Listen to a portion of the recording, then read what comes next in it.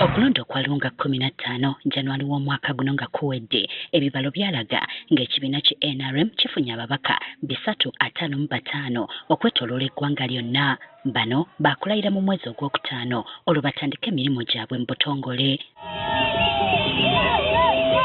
Kati bano okusobola okuyingira ekiyungu nga bawaguddwa bulungi, ekibiina kirangiridde olusirika olugenda okuyindira ekyankwanzi mu bbanguliro ly'ebyobufuzi okumala sabbiiti nnamba. Ssaabawandiisi w'ekibiina Richard Todwong ategeezezza nga bano bonna bwe balina okusooka okugenda ekisaawe Kololo basobole okwewandiisa ssaako n'okukeberebwa ssenyiga omukambwe.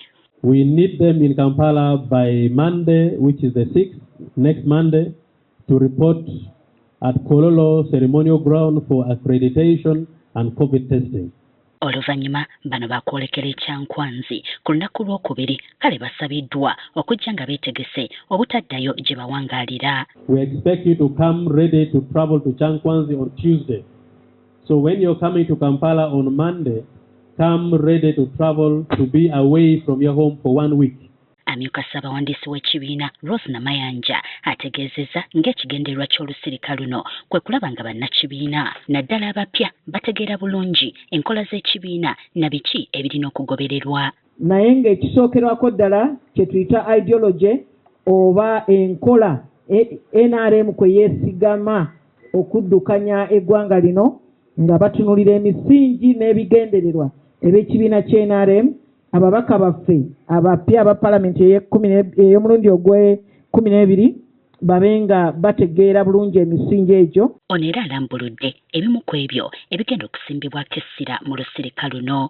National Chairman nga ayogera kye tuyita keynote address ng'agenda kwogera eri ababaka ne bammemba bonna ku ki kye kitegeeza okugamba nti tunyweza ebyo ebituukiddwako ate tugenda tutya mu higher middle income oba Uganda okubalibwa mu ezo ensi eziri obulungi ezituuse waddewaddeko.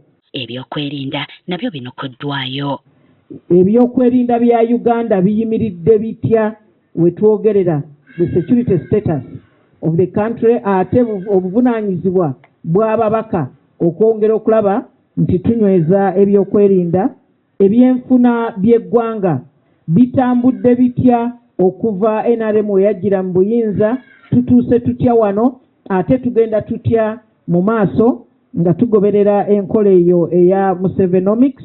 Ekibiina kigamba n'ababaka abalala okuva ku ludda oluvuganya baddembe okwetaba mu lusirika luno nga kati bali mu nteeseganya okulaba oba nga banaafuna omuntu okuva ku ludda olwo gwe banaawa omukisa okunnyonnyola omugaso gw'oludda oluwabuzi mu kuddukanya eggwanga. Wabanga omuntu w'opposition member wa parliament nga opposition nga yandyagadde okubeerayo, ffe tetukirinaako buzibu bwonna era tukyasuubira nti twandyagadde okulaba nti tubeerayo n'omubaka nga opposition ng'agenda kwogera ku biki bye bateekeddwa okukola okulaba nti tutambuza eggwanga bulungi.